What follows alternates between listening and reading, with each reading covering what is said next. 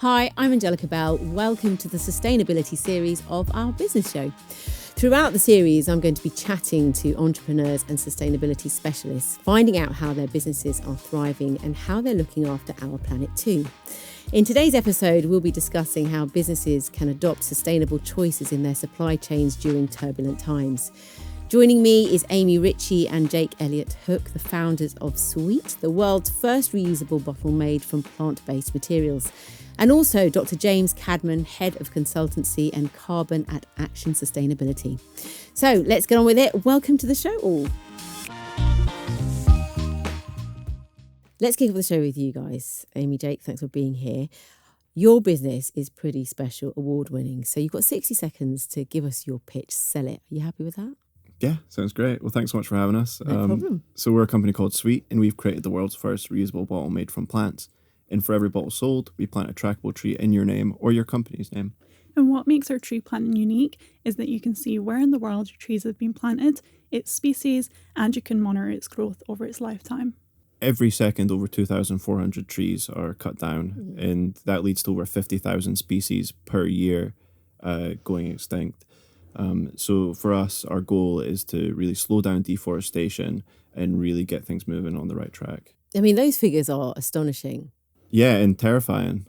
They are. And I suppose what's amazing about your product is that you invest in it, but also you see growth, literally. Exactly. You don't just get a reusable water bottle, you get your trackable trees as well. In your bottle come with a QR code. You can scan that QR code and you can see where in the world your tree has been planted, along with other really cool facts about its height, its species. So it's really nice, and you can monitor that tree over its lifetime as well. So it is really unique. So you're a couple. Yep. Not just in business, but in life. Yeah. So do you mind me asking a personal question of how you got together and how this business venture sort of, sprung out? Yeah, so we met in high school. We've been together since. And we started the business. It was my last year of university. I noticed a lot of my classmates would come in with reusable bottles constantly. And every 2 or 3 weeks, they'd have a new reusable water bottle. And I'd be like, oh, that's kind of weird. Like, why is that? And it would be the same questions that would pop up every time. Oh, I don't like the metallic taste of my water. My bottle smells. I can't clean it. And they would just bring a new water bottle in every 2 or 3 weeks. And I was kind of like, well, what's the point of buying a reusable water bottle if it's only reusable for 2 to 3 weeks? It just didn't make sense to me. So that was a big kind of driver for us starting off. And out there on the market, you only get plastic, steel, and glass. Those are your 3 main options for a reusable water bottle. And we didn't want to use plastic just because of the health and environmental impacts that plastic bottles have. So we stayed away from plastic. Glass bottles would be pretty good, but when you drop them, they're done for, they're gone. And then that leaves you with steel bottles as the only kind of other option out there right now. But steel, a lot of people don't realize that steel bottles have such a high energy intensive manufacturing process. So we wanted to stay away from steel and find a truly unique material. So how did you go about finding this new material that was going to work for your product? Yeah, it was a lot of back and forth. We took, a long time to develop. We also were a startup. We had no funding. So we actually had to do everything ourselves, really. We couldn't outsource anything, which was great, but of course takes longer. So it was a long journey, wasn't it? Mm-hmm. Yeah, it took a long time. It was about 2.5 years back and forth until we eventually had our pre-sale crowdfunder, which was how we first launched our business. And we had 30 days to raise £10,000. That was our funding goal. And if we didn't hit £10,000, we'd lose all the money that we raised so far. So it was really make or break. That must have been a pretty tense time. Yeah, it was terrifying. It was absolutely terrifying. Probably the worst 30 days ever, because you're scared the whole time. You're stressing out. But luckily, by the end of those 30 days, we actually doubled our funding goal. We raised just under £23,000, and that's what kind of got us off the ground and really started our business. Okay, well, that's the basis of Sweet. And I think this is a good time to bring James in, because you do lots of work with Action Sustainability, and it'd be good to hear about your mission. You might need more than 60 seconds, so what do you think, James? Thanks, Angellica. Thanks for having us as well, and great to meet Amee and Jake. It's just such a great story about being innovative and thinking around the situation, around the problem. A little bit about me. I've been keen on environmental issues for my whole life, basically. I go back to some of the huge pollution incidents we saw on the news years ago, like Exxon Valdez and Bhopal in India, and that really got me invigorated to do environmental work. And since then, I've been doing environmental sustainability support for various consultancies and working with lots of global companies. So we've done work with massive food retail companies, we've done work with smaller companies, different sectors. Essentially, we want to become that position of a trusted advisor, someone they can come to and say, well, look, we know we need to do something about sustainability. Can you help us with that? Can you get us along that journey, get us up on our feet so we're walking and then eventually running? And I've been doing that now for 20, 25 years and still enjoying it. So people can come to you if they want to sort of look at their business models and, change the way they work and say, how can I do that? How can I be more sustainable? And you're going to give them the advice they need. Yeah, exactly. We give them that kind of wide advice because we've got a team of people who've worked across all kinds of businesses, small and large, public and private, and we'll help them work out where their key issues are. We understand that sustainability is a big thing that people are trying to get their arms around, and it's really complicated. So we help them prioritize, essentially, where do you focus? What actions can you actually take that keeps you going as a business? We're not asking people to, wear sandals and hair shirts and stuff and become all eco. It's about having a sustainable business so you're still here in 5 or 10 years' time as well. So listen, when we're talking about sustainable supply chains, what does it mean to all of you? Because it can be very jargon heavy and there's so many elements to it. Can we just break it down and tell me your thoughts? Yeah, so I think transparency is really key in a sustainable supply chain. A lot of people are now realizing where their products are coming from so they can make a proper buying choice on whether they want something truly sustainable or they want to stay with their single-use plastic alternatives. So I think transparency is really key. Yeah, and for us, that's all about from the minute it's made right up to when it reaches the customer and the team that's involved in that as well.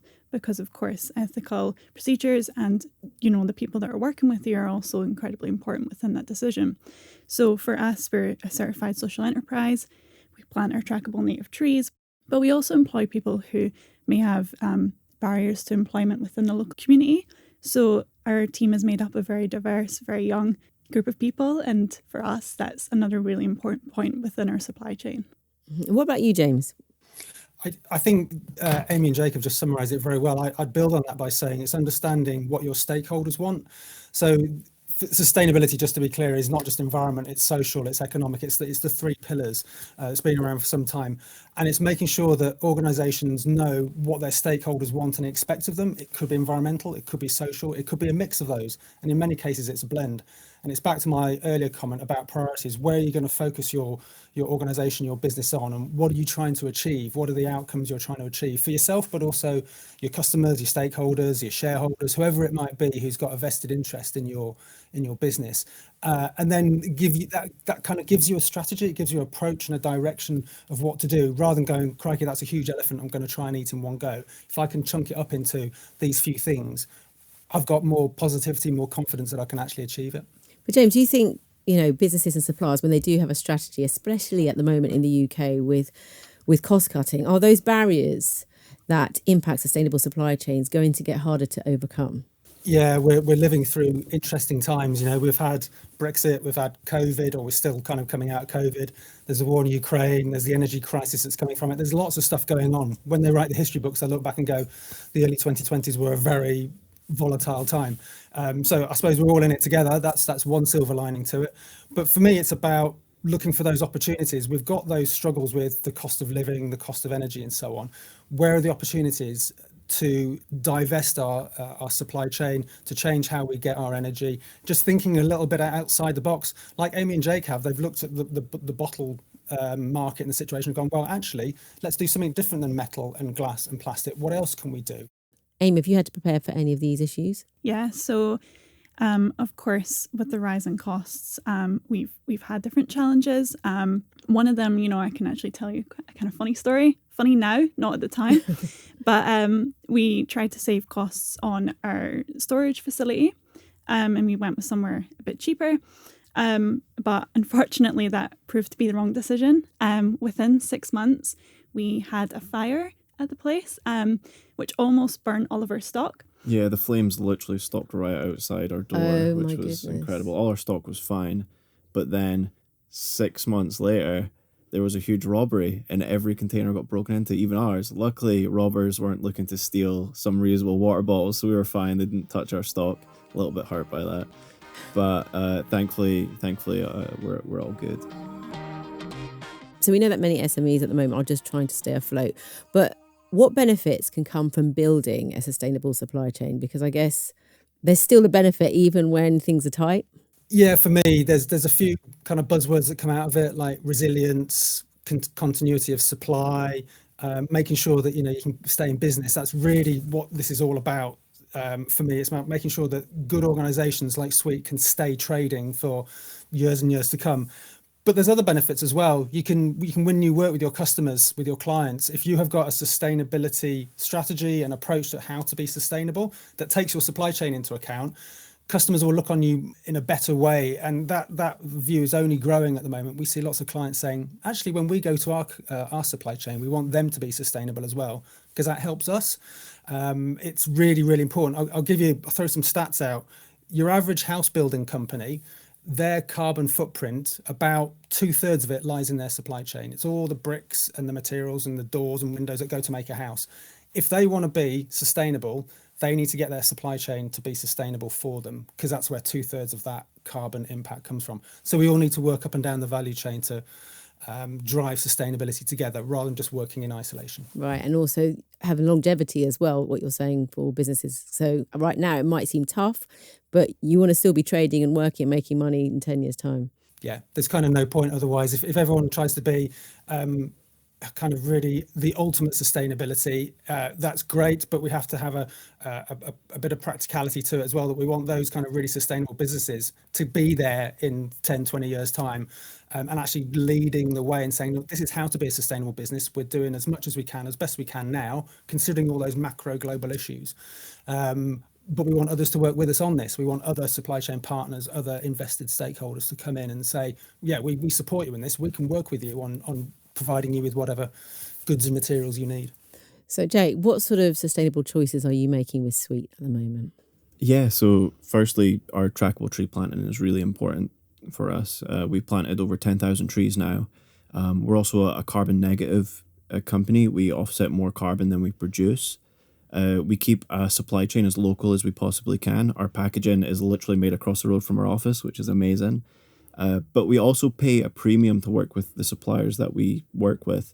We pay, typically it's around 30% more than the next supplier. And that's just because the suppliers we choose, we have a really strict due diligence process, and we're happy to pay that extra 30% to work with a company that is interested in the environment and do have sustainability goals. Well, Amee, in the current situation, does it feel like the environmental choices that you have made when building your supply chain are coming under threat? Yeah, of course, with, rising challenges comes rising costs. I think for us, it's all about putting, the environment and people first. We can't just forgo the environment and all the work that we've been doing just because of the challenges that we're facing now. It's of course difficult, but I think there's so many ways to navigate it. And as well, because consumers are becoming aware that they can't just, buy cheap products and expect that to be the most sustainable option. Because of these costs, of course, sustainability comes at a price. Unfortunately, that's the way the market is at the moment. But I think consumers are recognising that. And so for a startup, it's again being transparent and making consumers aware. There's a little bit of an education piece as well, making customers aware that, a more expensive product, it's going to last longer. It's got that thought behind it. The brands hopefully took into account everything in their supply chain to make the product as best as it can be. Well, Jake and Amee, you've been through it, seen it, done it, won the awards. What 3 simple steps can SMEs take to begin their sustainable supply journey? I would definitely start off by looking at the UN's Sustainable Development Goals. There's a bunch of them there. I would have a look at them, what ones that you fit into, and I would definitely tailor your business to those goals. Yeah, exactly. And which ones you feel passionate towards as well. Yeah, and which ones you can realistically achieve and not just try and tick the box on. Yeah, exactly. I think customers are really seeing through the whole tick in the box strategy now that, maybe bigger corporations use. So I think, really, again, coming down to transparency, like we said before. Yeah, and I mean, that was a big part why we made our trees trackable, because you hear so many companies being like, yeah, we'll plant a tree, and then you never hear anything else. So that's why we made our trees trackable. And James, what advice do you give to businesses when they come to you? Yeah, I think it builds on what Amee and Jake have said with the UN SDGs. It's kind of finding what your priorities are. What are the real things that you as a business can do? Because every business is different. You've got slightly different priorities, different ways of working, different markets. So work out what your priorities are. Is it the energy you use? Is it the transport you have? The packaging you use?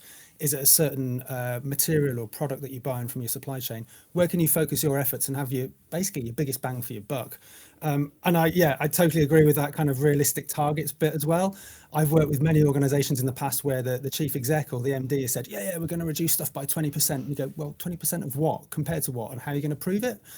It's that robustness that is a lot more prevalent now than it used to be kind of 10, 15 years ago, where it was a bit of window dressing back then. It's now a lot more, or it's getting a lot more hard and fast, and people are really going to follow up on it and say, well, you said you were going to do such and such. Have you done it? Can you demonstrate it to me? So it's kind of it's having that rigor to it as well.